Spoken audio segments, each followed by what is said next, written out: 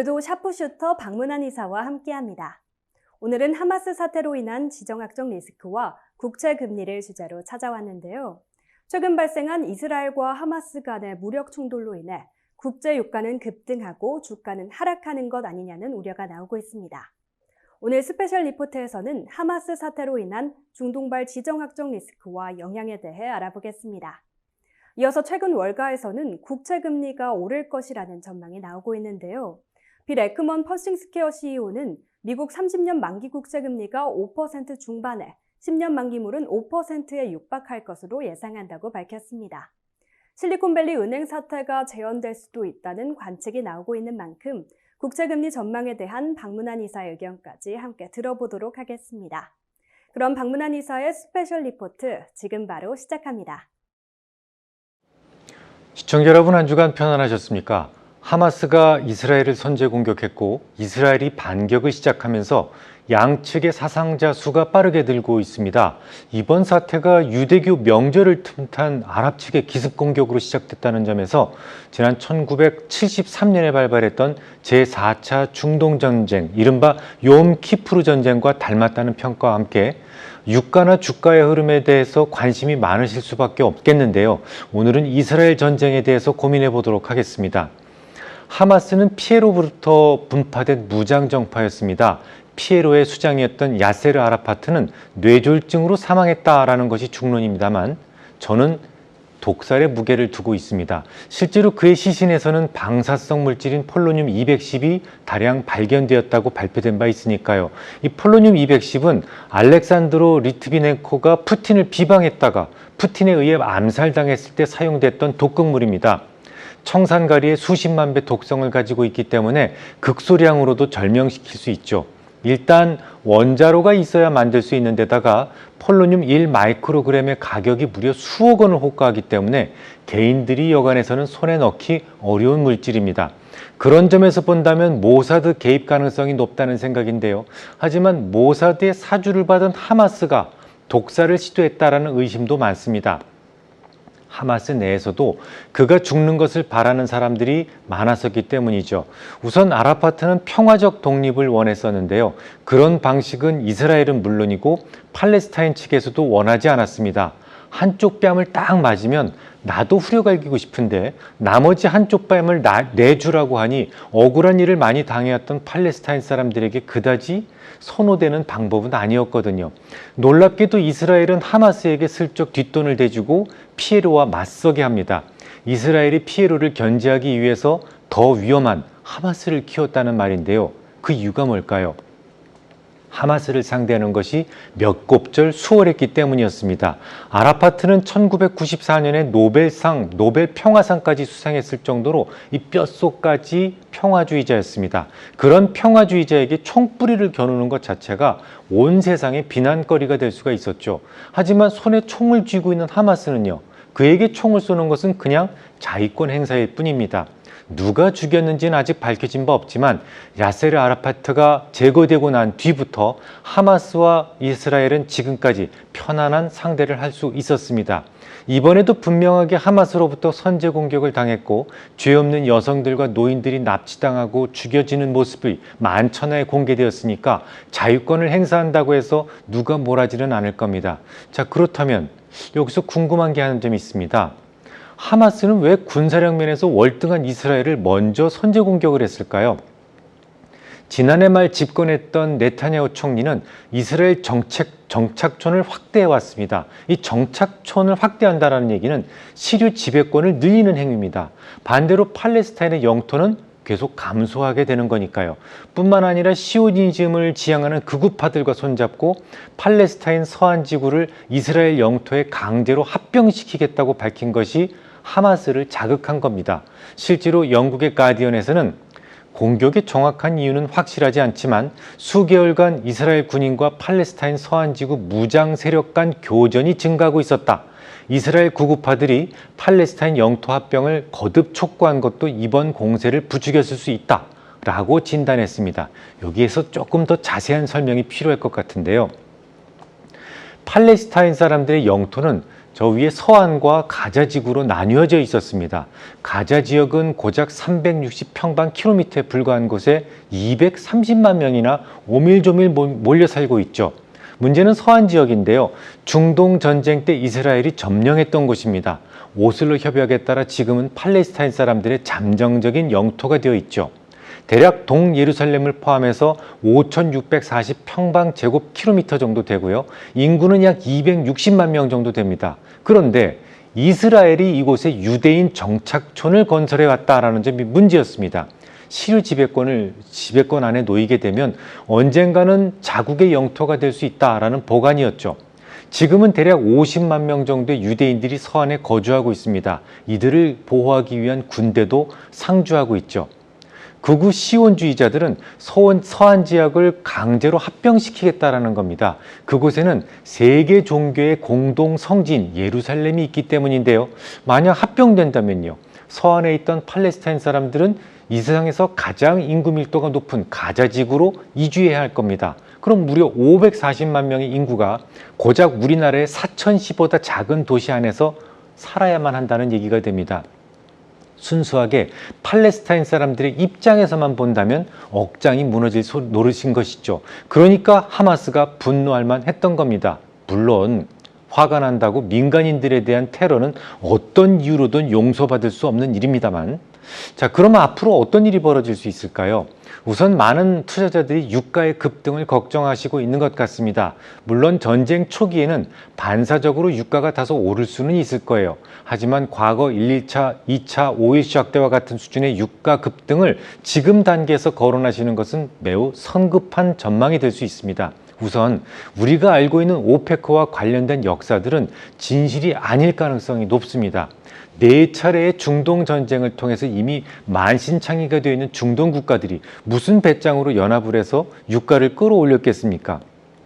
게다가 야수처럼 무서운 이스라엘 군대가 진군을 거듭하는 상황에서 이스라엘을 벌주기 위해서 유가를 끌어올린다는 발상 자체가 노벨 문학상감이죠. 키신저는 중동인들에게 매우 솔깃한 제안을 했던 겁니다. 이스라엘의 진군도 막아주고 빼앗긴 영토의 일부도 복구시켜 주겠다고 말이죠.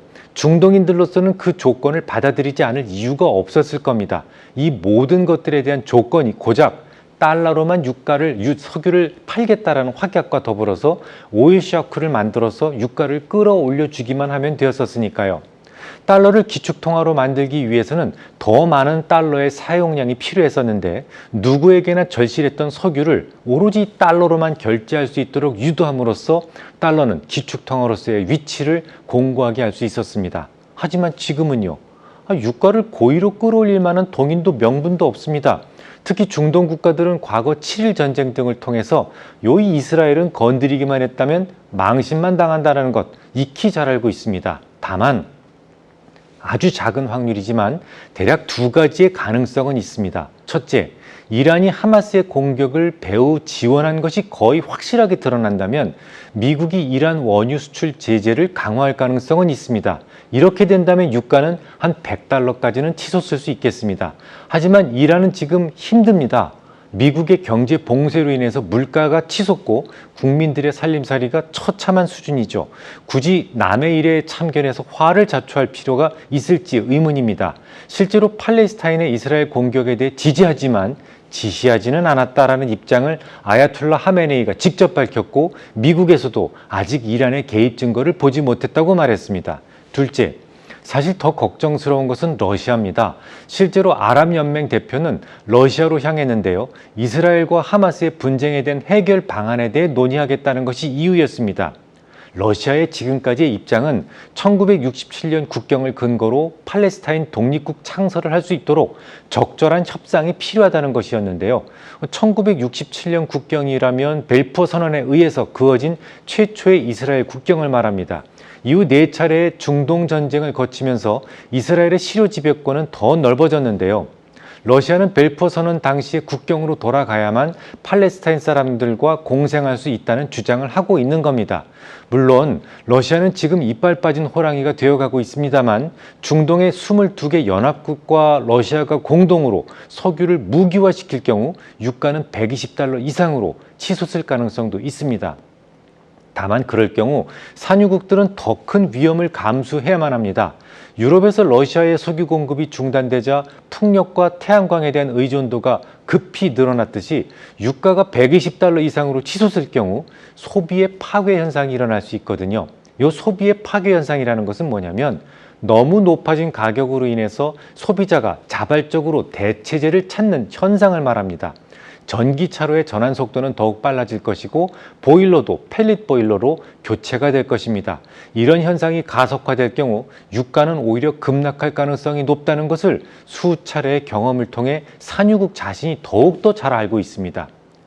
주가는 어떻게 될까요? 물론 시나리오별로 다른 움직임을 보일 가능성이 높은데요. 지금 말씀을 드렸던 두 가지의 제한적 시나리오가 영향력을 더 키우기 전까지는 크게 조정을 받을 가능성은 없다는 생각입니다.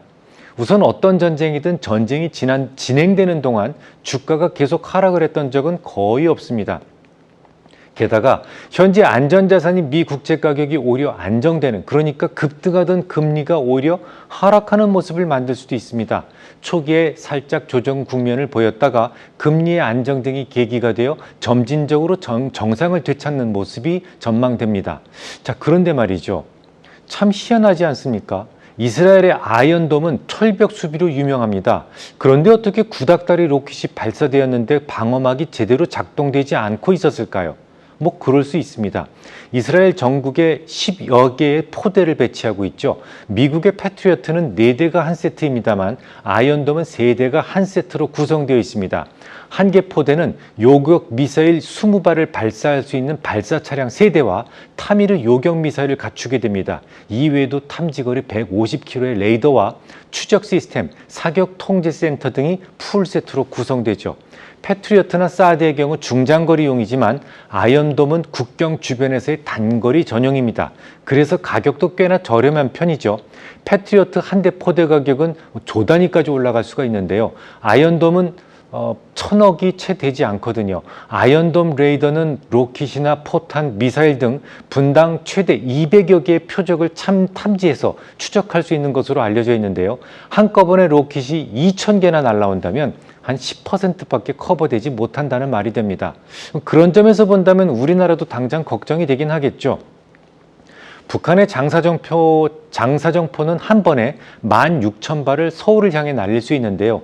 사드는 별 의미는 없어 보이고 패트리어트가 그나마 유효해 보입니다만 엄청나게 비싸죠. 그래서 2026년도까지 한국형 아이언돔을 구축하겠다고는 하지만 이 16,000발을 완벽하게 막을 수 있는 방법은 거의 존재하지 않습니다. 자, 의문은 또 한 가지가 있는데요. 이스라엘의 모사드의 정보 수준은 상상 초월입니다. 하마스에게는 로켓은 물론이고 소총 하나 만들 수 있는 시설조차 없는데요. 결국 외지로부터 공급을 받아야만 합니다. 이란 등 여기저기서 줬다고는 하는데 수천 개의 로켓이 어떻게 아무런 단서도 남기지 않고 하마스의 손으로 넘어갈 수 있었을까요? 자, 이제 두 번째 주제로 가보겠습니다. 10년 이상의 만기를 가진 미 국채 가격은 지난 2020년 3월 고점 대비 46%나 하락했습니다. 무시무시한 하락이죠. 2000년대 초반 닷컴 버블 붕괴로 미 주식이 반딱난 적이 있었는데요. 안전자산이라는 채권이 그에 못지않은 낙폭을 기록 중이다 라는 점이 놀랍고 또 놀랍습니다. 30년물 만기 채권의 경우 같은 기간 53%나 하락했는데요. 아무래도 장기물일수록 텀 프리미엄이 커지기 때문일 겁니다. 이 정도의 낙폭은 지난 2007년도에 겪었던 금융위기 때 증시 하락률인 57%에 근접하는 수준입니다. 시청자 여러분들은 주로 주식을 거래하시죠? 그래서 이 낙폭이 실감이 나시지 않으실 겁니다. 채권이, 그것도 이 세상에서 가장 안전하다는 미 국채가 이렇게까지 대학살 수준의 낙폭을 기록한다는 것 자체가 흔한 일은 아닙니다. 물론 채권은 만기까지 보유할 경우 원금을 날리는 경우는 없습니다. 하지만 30년 동안 낮은 금리를 수령해야만 한다는 기회손실 차원의 문제가 남아있죠. 조금 쉽게 설명드려 볼까요? 현재 물가가 10%라고 가정해 보겠습니다. 1년짜리 만기의 채권을 보유하고 있다면 1년 뒤에 여러분들은 1억 원을 반드시 받게 됩니다. 여기엔 손실이 없어요. 하지만 1년 뒤 1억 원의 가치는 1억 원이 아닙니다. 액면 가치는 그대로 1억 원이지만 실질 가치는 인플레 포함해서 9천만 원에 불과하겠죠. 같은 인플레이율 아래 10년물이라면 어떨까요? 액면 가치는 1억 원 그대로입니다. 분명하게 여러분들은 10년 후에 1억 원을 수령하게 됩니다. 하지만 그 1억 원의 실질 가치는 1,000만 원에 불과할 겁니다. 30년 뒤에는 어찌 될까요? 이처럼 만기가 길면 길수록 텀 프리미엄이 커지게 돼서 가치가 추가적으로 하락하는 겁니다. 아무리 미 국채가 안전자산이라지만 명목상의 안전자산일 뿐 고인플레이션 시대에는 매우 위험한 자산이 될 수도 있는 겁니다. 문제는 월가에서도 국채금리가 더 오를 것이다라는 전망이 솔솔 나오기 시작했다는 점이죠. 헤지펀드계 거물인 빌 에크먼 퍼싱스퀘어 자산운용 CEO는 이렇게 이야기를 합니다. 미국 30년물 만기 국채가 5% 중반에 10년물 만기물은 5%에 육박할 것으로 예상한다. 라고 말이죠. 그러다 보니 시장에서는 지난 3월에 발생한 실리콘밸리 은행처럼 그런 사태가 재현될 수 있다는 관측마저 나오고 있습니다. SVB가 보유했던 장기 국채 가격이 급락하면서 자산 평가 가치가 급락했고 은행이 유동성 회복을 위해 손실을 감수하고 채권을 매각하는 과정에서 뱅크런 사태가 벌어졌고 결국은 파산하게 됐었는데요. 하지만 이건 완전히 잘못된 분석이 되겠죠. 이미 연준의 완벽 보호 장치인 BTFP가 마련되어 있기 때문에 은행에서 문제를 추가로 일으킬 가능성은 거의 제로 수준에 가깝습니다. 은행들이 보유하고 있는 채권을 시장 가치가 아닌 장부 가치로 그대로 담보로 잡아준다는데 더 무슨 문제가 발생할 수 있겠습니까? 결론을 말씀드리죠. 30년물 같은 경우 텀 프리미엄이 아직 덜 반영되었다는 생각입니다. 그래서 모기지 금리는 조금 더 상승할 여지가 있겠습니다. 하지만 조달금리의 기준물이 되는 10년물은 거의 반영이 끝나가고 있다는 생각이에요. 주가의 흐름에는 30년물보다는 10년물의 움직임이 더 민감하게 반영되기 때문에 주가는 이미 저점이거나 혹은 저점 근처에 있을 가능성이 높다는 생각입니다. 오늘 준비된 강의는 여기까지입니다. 오늘 방문한 이사는 하마스 사태로 인한 지정학적 리스크와 국채 금리에 대해 이야기했는데요. 최근 이스라엘과 팔레스타인 하마스의 무력 충돌에 따라 중동발 오일 쇼크 공포가 시장에 닥쳤습니다. 이에 방문한 이사는 두 가지 시나리오를 제시했습니다. 먼저 하마스 공격을 배후한 것으로 거론되는 이란을 이스라엘이 공격하거나 미국이 이란의 원유 수출을 제재할 경우 유가가 $100까지 치솟으며 국제 유가의 불확실성이 더욱 커질 것이라고 전망했습니다. 이어 러시아와 중동의 22개의 산유국들이 공동으로 석유를 무기화시킬 경우 유가는 $120 이상으로 치솟을 것이라는 가능성을 제기했는데요. 하지만 이렇게 될 경우 풍력과 태양광 등 다른 대체재로 고개를 돌리는 소비 파괴 현상이 발생하며 결과적으로 유가는 오히려 급락할 것이라는 분석을 내놨습니다. 앞으로의 주가 전망에 대해서는 앞서 두 가지의 시나리오가 영향력을 키우기 전까지는 하마스 사태가 주가에 큰 영향을 미치지 않을 것이며 급등하던 금리가 조정되며 금리 안정 등을 계기로 오히려 주가는 점진적으로 정상을 되찾는 모습을 보일 것이라 내다봤습니다. 국채금리와 관련해서는 30년물의 경우 텀 프리미엄이 덜 반영되어 모기지 금리는 조금 더 상승할 것이라 예상했고 조달금리의 기준물이 되는 10년물은 텀 프리미엄의 반영이 끝나가고 있다고 설명했습니다. 이어 주가의 흐름이 더 민감한 10년물의 움직임을 살펴보며 주가는 이미 저점이거나 저점 근처에 있을 것이라 덧붙였습니다. 더 많은 정보가 궁금하신 분들은 포털 사이트에 샤프슈터 방문한 또는 방문한 주식이라고 검색하시면 확인하실 수 있습니다. 오늘 강의가 여러분의 투자에 도움이 되길 바라면서 저희는 다음 시간에 더 유익한 강의로 찾아뵙겠습니다. 시청해주신 여러분 고맙습니다.